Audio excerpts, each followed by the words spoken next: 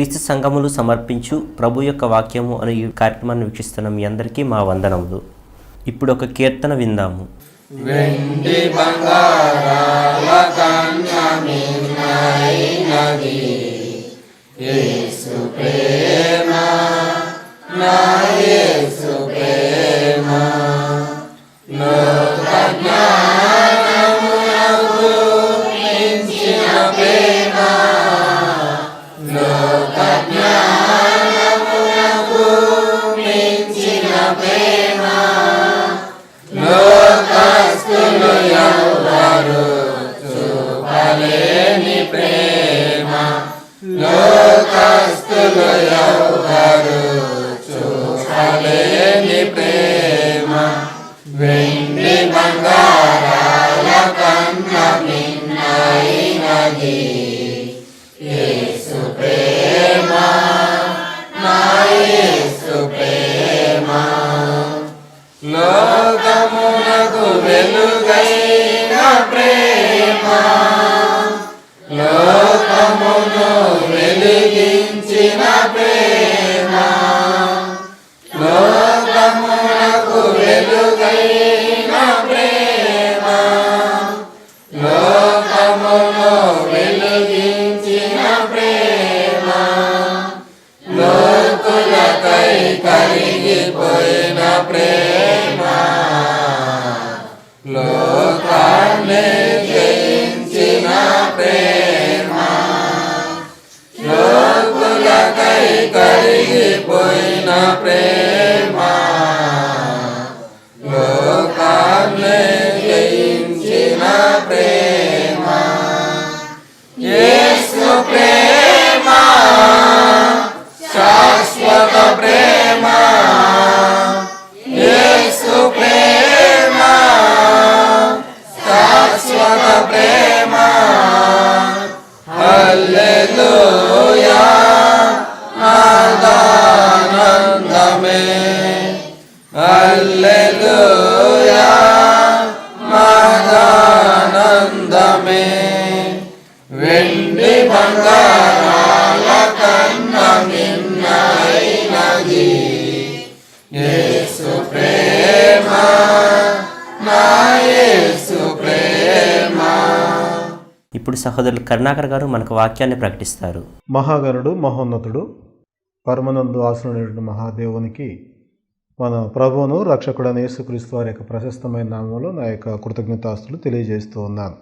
అలాగనే మరి ఒకసారి దేవుని యొక్క వాక్యాన్ని ధ్యానించడానికి సిద్ధపడినటువంటి ప్రియ సహోదరి సహోదరులందరికీ జీవము కలిగిన యేసుక్రీస్తు వారి యొక్క నామంలో మీ అందరికీ నా హృదయపూర్వక వందనాలు తెలియజేస్తూ ఉన్నాను. ప్రియ సహోదరి సహోదరులారా, మనం అందరం కూడా అనేక విషయాలను దేవుని గ్రంథంలోంచి నేర్చుకుంటూ మన విశ్వాస జీవితాన్ని, ఆత్మీయతను పరిశుద్ధాత్మని యొక్క సహాయం చేత, దేవుని యొక్క వాక్యముల చేత అభివృద్ధి చేసుకుంటూ ఇలాంటి విపత్కరమైన పరిస్థితుల్లో కూడా దేవుని యందు ఉండి నిలకడగా జీవించగలిగే భాగ్యాన్ని ఇచ్చినటువంటి దేవుడు సర్వశక్తి ఉన్నటువంటి వాడు. ఆయన అనంతమైన ప్రేమ కలిగినటువంటి వాడుగా ఉంటున్నాడు. అయితే మన జీవితాల్లో కొన్ని సంవత్సరాలు గడిచేటప్పటికీ కొన్ని విషయాల్లో మనం వెనకబడుతూ ఉంటాం. మన ముందు ఏదైతే ఉన్నదో అదే ముఖ్యమైనటువంటి బాధ్యతగా ఉంచుకుంటూ మిగిలిన విషయాలను మనం పక్కకు నెడుతూ ఉంటాం, వెనుకకు నెడుతూ ఉంటాం. అలాగనే అవసరమైన విషయాలను విడిచిపెట్టి తాత్కాలికమైనప్పటికీ ప్రత్యక్షంగా ఉన్నవే ముఖ్యమైనవని మనం అనుకుంటూ ఉంటాం. ఈ విషయాలను కాస్త జాగ్రత్తగా మనం పరిశీలించుకుని ఎప్పటికప్పుడు దేవునిలో కొనసాగవలసిన అవసరత మన జీవితాలకు ఎంతైనా అవసరం. అయితే ఈ సమయంలో మనం యోసేపును గురించి కొన్ని విషయాలు మనం నేర్చుకునే ప్రయత్నం చేద్దాం. యోసేపు యొక్క జీవితము చాలా ఆదర్శప్రాయమైనటువంటిదిగా, యోసేపు మంచి భక్తిపరుడుగా, చాలా దూరదృష్టి కలిగినటువంటి వాడిగా మనం ఆయన్ని గమనిస్తూ ఉంటాం. ఈ సమయంలో యోసేపుని గురించి నేర్చుకునేటువంటి క్రమంలో మొదటగా యోసేపు అనేటువంటి మాటకు అర్థం ఏంటంటే అభివృద్ధి నొందించునుగాక అనేటువంటి అర్థాన్ని ఇస్తూ ఉంటుంది. ఈయన భక్తుడైనటువంటి యాకోబుకు 11వ కుమారుడుగా ఉన్నాడు. అయితే యాకోబు బహు ఇష్టపడి ప్రేమించి వివాహమాడినటువంటి ఈ రాహేలుకు మాత్రం జ్యేష్ఠ కుమారుడుగా ఉన్నాడు. అంటే రాహేలును ప్రేమించి ఆమె కొరకు కొలువు చేసి చాలా ఇష్టపడి పెండ్లి చేసుకున్నాడు. కానీ దేవుడు ఆమెకు వెంటనే పిల్లల్ని ఇవ్వలేదు. ఇవ్వకపోవటానికి గల కారణాలు కూడా కొన్ని మనం గమనించవచ్చును. అయితే ఇంచుమించు 10 మంది పిల్లలు కలిగిన తర్వాత యాకోబుకి, అనగా రాహేలును చేసుకొనక ముందు ఆయన లేయాను పెళ్లి చేసుకున్నాడు. దేవుడు మరి లేయాను దర్శించాడు. తర్వాత రాహేలును పెళ్లి చేసుకున్నాడు. వీళ్ళిద్దరూ పోటీపడి తమ యొక్క దాసీలను తన భర్తకు భార్యలుగా పంపించారు. ఇలాగన మరి లేయా ద్వారా కానీ, జెల్ఫా ద్వారా కానీ, రాహేలు యొక్క దాసి వలన కానీ 10 మంది సంతానం యాకోబు కలిగారు అప్పటికి. అయినప్పటికీ మరి రాహేలు కలిగినటువంటి యోసేపు ఆమె జీవితంలో జ్యేష్ఠమైనటువంటి వాడు. కనుక ఇంచుమించు యాకోబునకు 90-91 సంవత్సరాల వయసులో పుట్టినటువంటి కుమారుడు. కనుక వృద్ధాప్యంలో ప్రవేశించిన తర్వాత కలిగినటువంటి వాడు కనుక ఈయన విషయంలో తల్లిదండ్రులకు ప్రత్యేకమైనటువంటి మరి ప్రేమ, అలాగే ఆయన మీద ప్రత్యేకమైన దృష్టి అనేటువంటిది వీరికి ఉన్నట్టు మనం గమనిస్తూ ఉంటాం. అయితే ఈ యోసేపు యొక్క జీవితాన్ని మనం గమనించినప్పుడు ఆయన ఒక 17 సంవత్సరాలు వచ్చేంత వరకు కూడా ఏం చేశాడనేటువంటిది గ్రంథంలో రాయబడలేదు. అయితే అప్పటి వరకు తన సహోదరులతో కలిసి మందల మేపుతూ ఉండేవాడు అనేటువంటి విషయం మాత్రం ఆదికాండంలో మనం గమనించగలుగుతూ ఉంటాం. కనుక తన సోదరులతో పాటు తండ్రికి ఉన్నటువంటి మందలను మేపే పనిలో వారికి సహాయం చేసేవాడని, రెండవది తల్లిదండ్రులు చెప్పినట్టుగా అన్నలతో పాటు వారితో పాటు పనికి వెళ్ళేటువంటి వాడని మనకు అర్థమవుతా ఉంది. సరే, ఇక్కడ యోసేపు యొక్క గుణగణాలను మనం క్లుప్తంగా పరిశీలించే ప్రయత్నం చేసినట్లయితే, మొదటిగా ఇతను తల్లిదండ్రులకు లోబడి భయపడేటువంటి వాడిగా మనం గమనించగలుగుతూ ఉంటాం. ఈ రోజున వాస్తవానికి తల్లిదండ్రులంటే భయం లేదు, లోబడేటువంటి గుణం ఇంచుమించు ఎక్కడ కానరావట్లేదు. ఎవరో కొద్దిమంది బిడ్డలు వారి తండ్రులను సంతోషపెట్టాలని, వాళ్ళని ఆదుకోవాలని ఆలోచన చేస్తూ ఉన్నారు. కానీ యోసేపు జీవితాన్ని మనం పరిశీలించినట్లయితే ఆయన తల్లిదండ్రులకు లోబడినటువంటి వారిగా, వారి ఎడల భయము కలిగి జీవించినట్లుగా మనం గమనిస్తున్నాం. వాస్తవానికి అంత వృద్ధాప్య వయసులో పుట్టినటువంటి కుమారుల పట్ల తల్లిదండ్రుల యొక్క ప్రేమానురాగాలు, ట్రీట్మెంట్ ఎలా ఉంటుందో మనకు తెలుసును. అయినా కానీ యోసేపు లోబడి జీవించినట్లు మనం గమనిస్తాం. ఎందుకంటే ముందు అనుకున్నట్లుగా అన్నలతో పాటు ఆయన మందల మేపేదానికి వెళ్ళాడు. రెండో విషయం ఏంటన్నది మనం గమనించినట్లయితే ఆదికాండము 37వ అధ్యాయము 2వ వచనం చివరి భాగాన్ని మనం గమనించినప్పుడు, అప్పుడు యోసేపు వారి చెడుతనమును గూర్చిన సమాచారముతో తన తండ్రి యొద్దకు తెచ్చుచుండువాడు. గమనించండి, అన్నలందరితో కలిసి మందల మేపటానికి వెళ్ళేవారు. మరి ఈయనకే ఇంచుమించు 17 సంవత్సరాలు ఉన్నాయి అన్నదంటే వాళ్ళు ఇంకా పెద్దవాళ్ళు కనుక వాళ్ళు కొన్ని చెడ్డ కార్యాలు పూనుకుంటూ ఉండేవారు అన్నమాట. వాళ్ళతో పాటు అక్కడ ఉన్నాడు, కానీ ఏకీభవించినట్లుగా మనం కనుగొనలేము. ఎందుకు అంటే వాళ్ళతో పాటు చెడ్డ పనులు చేసేదానికి ఈయన కూడా ఇష్టపడినట్లయితే వాళ్ళ చెడ్డ పనుల గురించి తీసుకొని వచ్చి తండ్రికి తెలియజేసేటువంటి ఆలోచన ఉండదు. ఎందుకంటే తను కూడా పట్టబడతాడు కనుక. ఇక్కడ యోసేపును మనం గుర్తించినప్పుడు ఈయన యొక్క గుణాల్లో ఉన్నటువంటి చక్కని గుణం ఏంటంటే తల్లిదండ్రులకు లోబడి ఉండటం, తల్లిదండ్రులకు భయపడటం, తర్వాత తన సోదరుల విషయంలో ఏదైతే చెడు విషయాలు ఉన్నాయో వాటిని ఖండించేదానికి, సరిచేయబడేదానికి మరి అన్నల మీద అతను మరి చెడ్డ సమాచారాన్ని తండ్రికి అందించినట్లు మనం గమనిస్తూ ఉన్నాం. దీనిలో మరి అన్నలు అర్థం చేసుకున్నదేమో మన యొక్క చెడు ప్రవర్తనతో తండ్రికి చెప్తూ ఉన్నాడు అని అతన్ని అన్నలు ద్వేషించారు. కానీ ఇతనైతే తన అన్నలను ప్రేమించాడు కనుక తమ తప్పిదాలను తండ్రికి తెలియజేసి వారు తల్లిదండ్రుల భయములో ఉండాలన్న ఉద్దేశాన్ని కలిగి అతను ఆ వయసులోనే మంచి జ్ఞానయుక్తంగా బ్రతికినట్లు మనం గమనిస్తూ ఉన్నాం. కనుక ప్రియ సహోదరి సహోదరులారా, మరి ఈ రోజున ఈ వయసులో ఉన్నటువంటి పిల్లల పరిస్థితి ఎలాగుంది? అలాగనే తమ కుటుంబ సభ్యులు, తన తోడబుట్టినటువంటి వారు చెడు మార్గాన్ని వెళుతూ ఉంటే వాళ్ళతో మనం కూడా ఏకీభించి వెళ్ళిపోతా ఉన్నామా, లేక దాన్ని నివారించేదానికి, సరిచేసేదానికి ఏమన్నా ప్రయత్నం మన వల్ల జరుగుతుందా? మనం ఈ రోజున పరిశీలన చేసుకోవాల్సిన అవసరం ఉంది. తర్వాత రెండో విషయాన్ని మనం గమనించినట్లయితే ఇతను యెహోవా యందు భయభక్తులు కలిగి ఎదిగినటువంటి యవనస్తుడు. జాగ్రత్తగా గమనించండి. ఇతను 17 సంవత్సరాల వయసులో ఉన్నాడు అనేటువంటి విషయాన్ని 37:2లో మనం గమనిస్తూ ఉన్నాం. అప్పుడు ఆయన తన అన్నలతో పాటు మందల మేపటానికి వెళ్ళాడని, ఆ వెళ్ళిన క్రమంలో వాళ్ళు చేసిన తప్పిదాలన్నింటిని కూడా తండ్రికి తెలియజేసేవాడని మనం నేర్చుకున్నాం. అయితే ఆ వయసులోనే అతడు దేవుని యందు భయభక్తులు కలిగినటువంటి వాడిగా, ఆత్మీయ చింతన కలిగినటువంటి వాడిగా ఎదుగుతూ ఉన్నాడు. ఈ విషయాన్ని మనం గ్రహించాలి అంటే ఆదికాండము 39వ అధ్యాయము 9వ వచనం మనం గమనించినప్పుడు, నీవు అతని భార్యవైనందున నిన్ను తప్ప మరి దేనిని నాకు అప్పగింపక ఉండలేదు కాబట్టి నేనిట్లు ఇంత ఘోరమైన దుష్కార్యము చేసి దేవునికి విరోధముగా పాపము కట్టుకొందునని తన యజమానుని భార్యతో అనెను. గమనించండి, ఇంచుమించు ఆ వయసులో ఉన్నప్పుడే కదా ఆయనను తన సోదరులు అమ్మివేశారు. అమ్మివేసిన తర్వాత ఐగుప్తు దేశంలో పొతీఫర్ అనేటువంటి ఒక రాజ ఉద్యోగి ఇంట్లో ఒక పనివాడిగా ఆయన ప్రవేశించాడు. అనగా ఆ పొతీఫరు యోసేపును కొనుక్కున్నాడు. అతను కొనబడినటువంటి దాసుడుగా అక్కడ జీవిస్తూ ఉన్నాడు. ఆ క్రమంలో అక్కడ దాసుడుగా ఉన్నప్పటికీ, అన్నలు హాని చేసినప్పటికీ, తల్లిదండ్రులకు దూరం అయిపోయినప్పటికీ, తమది కానటువంటి కల్చర్ కలిగినటువంటి ప్రజలతో కుటుంబాలతో అతను బ్రతుకుతున్నప్పటికీ, ఈ 17 సంవత్సరాలలో ఉన్నటువంటి దేవునిందుల భయభక్తులు ఏవైతే ఉన్నాయో, తల్లిదండ్రుల దగ్గర నేర్చుకున్నటువంటి గుణగణాలు ఏవైతే ఉన్నాయో, వాటిని ఏమాత్రం కూడా అతడు విడిచిపెట్టలేదు. అందుకని 39వ అధ్యాయంలో మనం గమనించినప్పుడు 2వ వచనంలో, యెహోవా యోసేపునకు తోడయుండను గనుక అతడు వర్ధిల్లుచు తన యజమానుడగు ఆ ఐగుప్తుని ఎంట నుండెను. గమనించండి, ఐగుప్తీయుడు అన్యుడు, దేవునిని ఎరగనటువంటి వాడు. వాళ్ళు సంబంధించినటువంటి దేశం వేరు, వాళ్ళ యొక్క ఆలోచన వేరు, వాళ్ళ ఆత్మీయ జీవితం వేరు, వాళ్ళ విధి విధానాలు వేరు.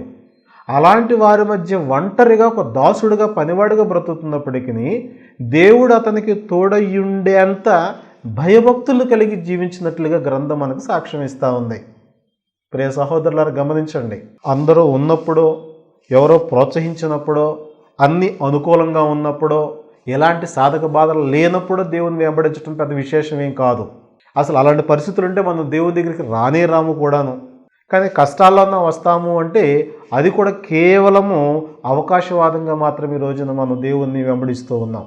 కానీ యోసేపును గమనించండి, తల్లిదండ్రులకు దూరం అయిపోయాడు, అన్నదమ్ములు ద్వేషించి అమ్మేశారు. తీరా వెళితే అక్కడ పరిస్థితి ఎలా ఉందంటే, అది తను చిన్నప్పటి నుంచి పెరిగినటువంటి వాతావరణానికి భిన్నమైనటువంటి వాతావరణంలో ఉన్నాడు. కానీ అక్కడ కూడా దేవుని యందు భయభక్తులు కలిగి జీవిస్తూ అలాగ నమ్మకస్తుడిగా ఉంటూ ఉండగా, ఆ పనివాడుగా ఉన్నటువంటి స్థితిలోంచి దేవుడు కొంచెం కొంచెం అతన్ని అభివృద్ధి చేస్తూ ఉన్నాడు. ఇంకా అక్కడ చెప్పాలి అంటే, ఆ పొతీఫర్ ఇంటిలో తనకంటే పనివాడు ఎవరు లేనంతగా ఇతను అక్కడ ఎదిగాడు. అందుకు ఇంచుమించు ఒక మేనేజర్ స్థాయికి వచ్చాడు. అయితే ఇతనిని గమనిస్తున్నటువంటి యజమానురాలు తనతో పాపము చేయమని ఈ యవనస్తుడిని తనకు అనుకూలంగా మలుచుకునే దానికి చేసినటువంటి ప్రయత్నాలన్నిటిని కూడా అతడు తప్పించుకుంటూ వస్తూ ఒక మాట మాట్లాడుతూ ఉన్నాడు. ఏమని చూసారో గమనించండి. నీవు అతని భార్యవైనందున నిన్ను తప్ప మరి దేనిని నాకు అప్పగింపక ఉండలేదు. నీవు ఆయన సొత్తు, ఆయన యొక్క దేహముల సగభాగానివి కనుక నా యజమానుడు ఎంతో నాకు, నీవు కూడా అంతే కదా. మిగిలినటువంటి ఇంటి విషయాలన్నింటిలో నాకు బాధ్యత అప్పగించాడు. కనుక నా యజమాను సొత్తుగా ఉన్నటువంటి నీతో నేను పాపం చేసి, అక్కడ పలికినటువంటి మాట ఏంటంటే, దేవునికి విరోధముగా పాపము కట్టుకుందును అంటే వాస్తవానికి గమనించండి, అక్కడ యజమానుడు లేడు, అలాగని ఇతన్ని ఎదిరించేటువంటి పనివారు లేరు, అలాగే తన పాపాన్ని పసిగట్టి కంప్లైంట్ చేసేవారు లేరు. యజమానురాలు కూడా తనకు అనుకూలంగా ఉంది. కానీ ఆమెతో మాట్లాడిన మాటలో ఉన్నటువంటి అతని యొక్క గుణం మనకు అర్థమవుతుంది. ఏంటి ఆ గుణం అనేదంటే, ఇంత ఘోరమైన దుష్కార్యము చేసి దేవుని ఎదుట నేను ఎలాగైనా పాపం కట్టుకునేది అన్నాడండి. అనగా అతను ప్రవర్తన అంతట్లో దేవుని యొక్క భయం అనేటువంటిది కలిగిన మంచి యవనస్తుడిగా యోసేపు ఉన్నట్లు మనం గమనిస్తూ ఉన్నాం. ప్రియ సహోదరి సహోదరులను గమనించండి, ఈరోజున యవన ప్రాయము అన్నదంటే అదేదో లోకాన్ని అనుభవించి చెడ్డ తలంపులతో నిండిపోయి చెడు కార్యాలతో పెచ్చిరెళ్ళిపోయి తమ ఇష్టానుసారంగా బ్రతికేటువంటి జీవితం అనుకుంటున్నారు సౌఖ్యం అంటే.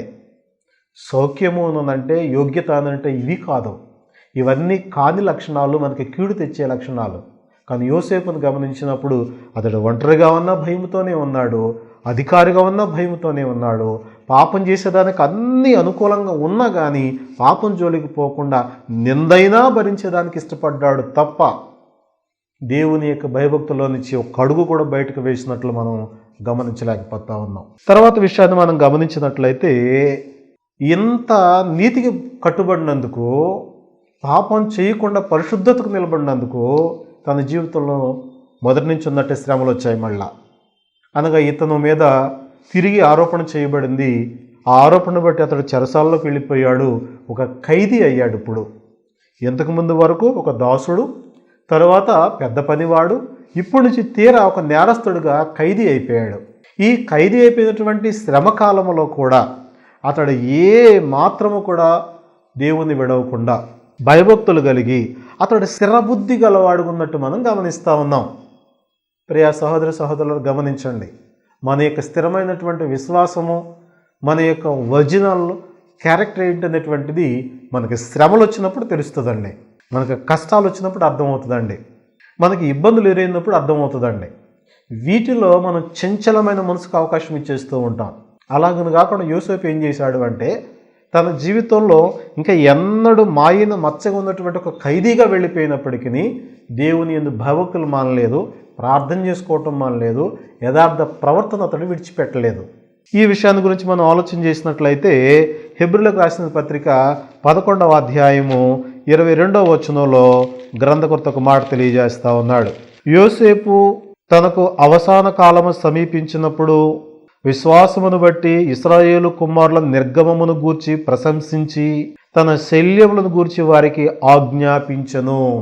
చూడండి, ఇవి శ్రమలు అనేటువంటివి తాత్కాలికమైనటువంటివే, కానీ మా పితరులకు దేవుడు చేసిన వాగ్దానం ఉన్నది.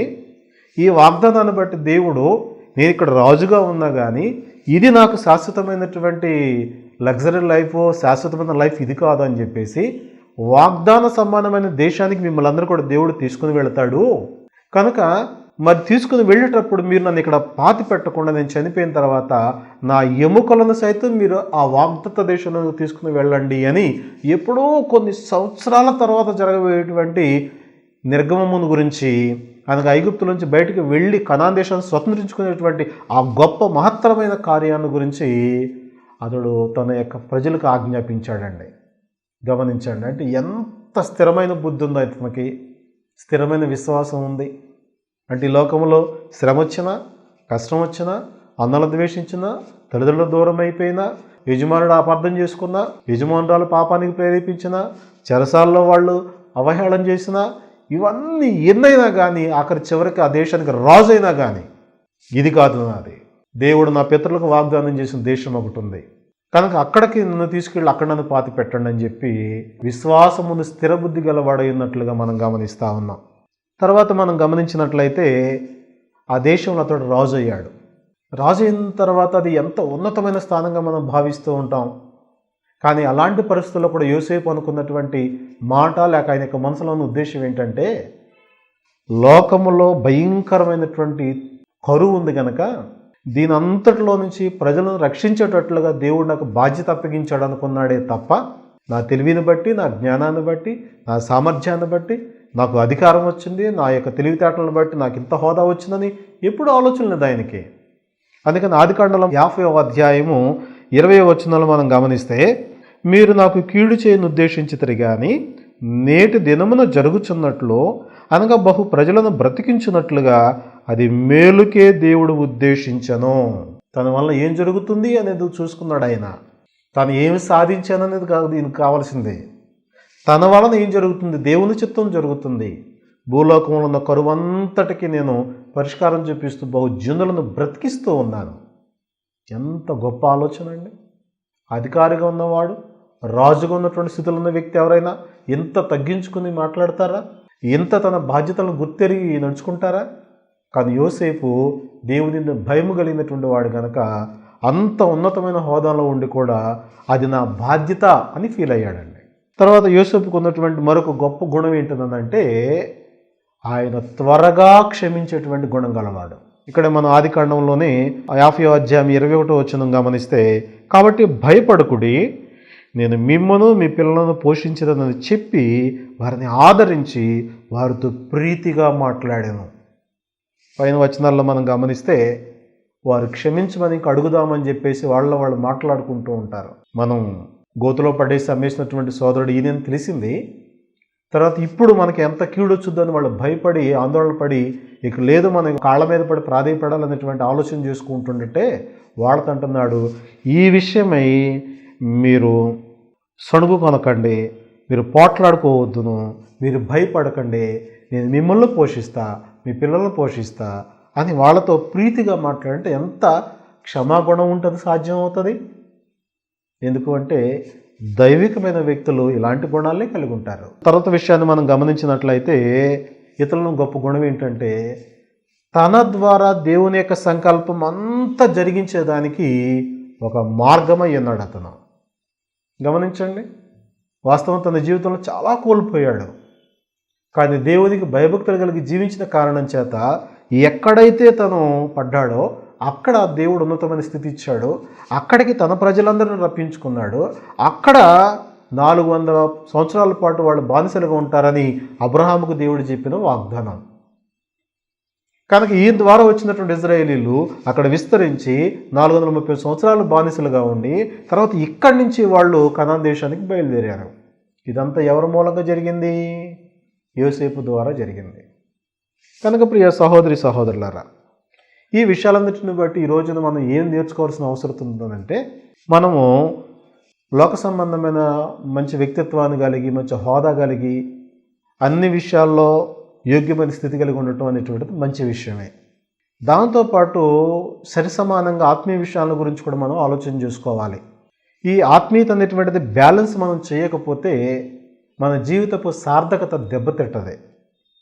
అందుకని ఇక్కడ మనం యోసేపును గమనించినప్పుడు ఆయన దేవునికి భయపడేటువంటి వాడిగా, తల్లిదండ్రులకు లోబడేటువంటి వాడిగా, చెడ్డ పనులు చేసేటువంటి సోదరులను సరిచేసేటువంటి వాడిగా, అలాగనే శ్రమల యందు దేవుని విడిచిపెట్టనటువంటి వాడిగా, తన కుటుంబాన్ని ప్రేమించి కుటుంబస్తులను కానీ ఐగుప్తు దేశస్తులను కానీ సకల ప్రజలను కానీ అందరినీ బ్రతికించేంత స్థాయికి అతడు అభివృద్ధి చెందాడండి.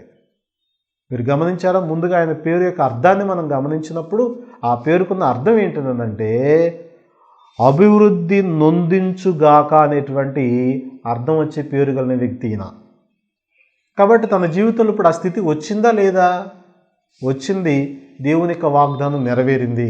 ఆ నెరవేర్చినప్పుడు ఆయన జీవితం ఒక సార్థకతగా ఈరోజున మనం మాట్లాడుకునే దానికి అవకాశం ఏర్పడింది. ప్రియ సహోదరి సహోదరులారా, మరి ఈ సమయంలో మన గురించి మనం ఆలోచన చేసుకున్నట్లయితే మన జీవితం యొక్క లక్ష్యం ఏంటనేటువంటిది మనకుందా? భౌతిక సంబంధమైనటువంటి అవసరాల కొరకు, ఇబ్బందుల కొరకు, శోధనలు తప్పించుకుందాం దేవుని దగ్గరకు వస్తున్నాం, మంచిదే. రావడానికి ఏదో ఒక మార్గం కావాలి, వచ్చాము. వచ్చిన తర్వాత అవసరాలు తీర్చుకుని వెళ్ళిపోయేటువంటి క్రమంలో ఉంటున్నామా, లేక అవసరము తీర్చి బ్రతికించి రక్షించినటువంటి దేవునికి కృతజ్ఞులమై మన జీవితాంతం మనం పనిచేసే వారిగా ఉంటున్నామా? అందుకని కదా ఫిలిప్పీ సంఘంతో పౌలు కూడా అంటాడు, అందరూ తమ సొంత కార్యములనే చూసుకొనుచున్నారు కానీ యేసుక్రీస్తు కార్యములను చూడరు అని అంటాడు. ఎంత బాధాకరమైనటువంటి సంగతి. యోసేపు ఎన్ని శ్రమలు వచ్చినా కానీ తన వ్యక్తిత్వాన్ని పోగొట్టుకున్నాడా? తన ఆత్మీయతను దిగదార్చుకున్నాడా? తనకు కీడు చేసిన తన సోదరులను విడిచిపెట్టుకున్నాడా? దూరం అయిపోయినట్టు తన కుటుంబస్తులను పోగొట్టుకుని వాళ్ళని ఎడం చేసుకొని నాకు ఈ దేశమే ఆశ్రయం ఇచ్చింది, వీళ్ళే నన్ను పోషించారు, ఇక్కడే నేను అభివృద్ధి చెందాను కనుక ఇదే తప్ప వాళ్ళు ఎవరు నా వాళ్ళకు కాదనేటువంటి చెడతలంపులు ఆలోచన చేశాడు ఆయన?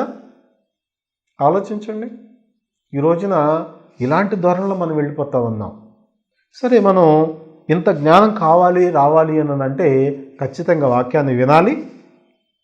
విన్న దాన్ని బట్టి మారు మనసు పొంది క్రీస్తు ప్రభు రక్షణ పొందాలి. రక్షణ పొంది దేవుని యొక్క రాజ్యం అనే సంఘంలో మన జీవితాన్ని కొనసాగించాలి. వస్తున్నాం, ప్రవేశిస్తున్నాం, కొనసాగుతున్నాం, బాగానే ఉంది. ఇక్కడ కొనసాగే క్రమంలో ఇక మనము వచ్చాము, వెళ్ళాము, మన పని మనం చూసుకుని హాయిగా బ్రతికేస్తున్నాము. ఇది దేవుని సంకల్పానుసారమైన బ్రతుకు కాదండి. నా వ్యక్తిత్వాన్ని పోగొట్టుకోకుండా, నా ఆత్మీయతను దిగజార్చుకోకుండా, నా కుటుంబస్తులు, రక్త సంబంధులు, నా వారందరి కొరకు నేను పాటుపడాలనగా వారిని రక్షణలోనికి నడిపించే దాని కొరకు, అలాగే నా ఇరుగు పొరుగు వారు, నా చుట్టూ ఉన్నటువంటి వారందరి కొరకు ప్రార్థన విజ్ఞాపనలు చేసి భౌతిక సహాయమో ఆత్మీయ సహాయమో చేసి వారిని కూడా సత్యంలోకి నడిపించబడేదానికి నా వంతుగా ప్రయత్నం జరగాలి.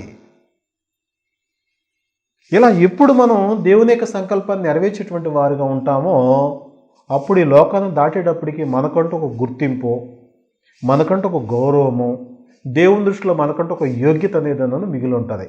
అలాగని కాకుండా స్వార్థపరులుగాను, ప్రేమలేని వారుగాను, కఠినమైన మనసు కలిగి ఈ లోకంలో జీవిస్తూనే నేను మాత్రం భక్తిపరుణ్ణి, చాలా ప్రార్థనాపరుణ్ణి, లేక నేను చాలా భక్తిగా జీవిస్తాను అనుకుంటూ మనల్ని మనమే భ్రమింపజేసుకుంటూ బ్రతికినటువంటి క్రమంలో మన జీవితానికి ఉపయోగం లేదు. కాబట్టి ప్రియ సహోదరి సహోదరులారా, ఇంకా ఎవరైనా రక్షణ పొందకుండా ఉంటే ఇప్పటికైనా రక్షణలోనికి రావాలని ప్రభువుని బట్టి ఆహ్వానిస్తున్నాను. నేను రక్షణ పొంది ఉన్నానని మీరు అనుకున్నట్లయితే యోసేపు ఏ విధంగా వ్యక్తిత్వాన్ని కాపాడుకుంటూ, ఆత్మీయతను కాపాడుకుంటూ, తల్లిదండ్రులకు లోబడి జీవిస్తూ, దేవునికి భయపడి జీవిస్తూ, అలాగే శ్రమలందు కూడా స్థిరంగా ఉంటూ, తన సహోదరులను కీడు చేసిన వారిని కూడా ప్రేమించి క్షమించేటువంటి ఆదరించేవాడిగా ఉండి, తనకేమన్నా బాధ్యత దేవునికి చిత్తం అనేటువంటి వాడుగా అర్థం చేసుకుని బ్రతుకుతూ, అలాగే అందరి కొరకు అతను ఏ విధంగా తన యొక్క జీవితాన్ని త్యాగం చేశాడో ఆ రీతిగా మనం కొంతైనా మన జీవితాన్ని నడిపించుకోగలిగితే దీనికి ఒక అర్థం ఉంటుంది, పరమార్థం ఏర్పడుతుంది. ఆ వైపుగా మన జీవితాలను ఈ వాక్య భాగం ద్వారా మనం ప్రోత్సహించుకుని నడిపించుకోవాలని ప్రభువుని బట్టి మిమ్మల్ని అందరినీ కూడా ప్రోత్సహిస్తూ ఈ కొద్ది మాటలు ముగిస్తూ ఉన్నాను. ప్రార్థన చేసుకుందాం. సర్వశక్తి కలిగిన తండ్రి, ఈ మహోన్నతమైన ఘనమైన నామమునకు కృతజ్ఞతలు స్తోత్రాలు చెల్లిస్తున్నాం. ఈ సమయంలో యోసేపు జీవితం ద్వారా కొన్ని విషయాలు మేము నేర్చుకున్నాం. ఆయన ఎంతో భక్తిపరుడుగా, విశ్వాసమును గూర్చి ఎంతో దూరదృష్టి కలిగినటువంటి వాడుగా మేము నేర్చుకున్నాం. శ్రమలయందు స్థిరబుద్ధి కలిగిన వాడుగా మేము గమనించాం. కీడు చేసి చంపాలనుకున్నటువంటి సోదరులను సైతం ప్రేమించి హక్కును చేర్చుకునేటువంటి క్షమాగుణం కలిగిన వాడుగా నేర్చుకున్నాం. ముఖ్యంగా దేవుని సంకల్పం ఆయన జీవితంలో ఏదైతే ఉందో అదంతా జరిగించేదానికి అన్ని విషయాలను, పరిస్థితులను అర్థం చేసుకున్నవాడుగా గమనిస్తున్నాం. అట్టి మంచి జ్ఞానాన్ని, వివేకాన్ని మాకు అనుగ్రహించండి. ఈ వాక్యం ద్వారా ఇంకా ఎవరైతే రక్షణ పొందకుండా ఉన్నారో వారు రక్షణలోనికి రావటానికి, రక్షణ పొందినటువంటి వారు ఒక సార్థత కలిగినటువంటి క్రైస్తవ జీవితాన్ని కొనసాగించేటట్లుగా ఆయత్తపరచాలని, ఈ కార్యక్రమాన్ని కొనసాగిస్తున్న స్థానిక సంఘములను, వారి కుటుంబాలను మీరు దీవించి ఆశీర్వదించి మీ మహిమార్థమైన పాత్రను ఉపయోగించుకున్నామని ఈ మనవులు, ఈ దీవెనలు మా ప్రభుని ప్రియకుమారుడైన యేసుక్రీస్తు వారి పేరిట అడుగుచున్నాము తండ్రి. ఆమేన్. మీ అందరికీ వందనాలు. ఇప్పటి వరకు వాక్యాన్ని అందించిన సోదరులకి వందనాలు తెలియజేస్తూ ఉన్నాం.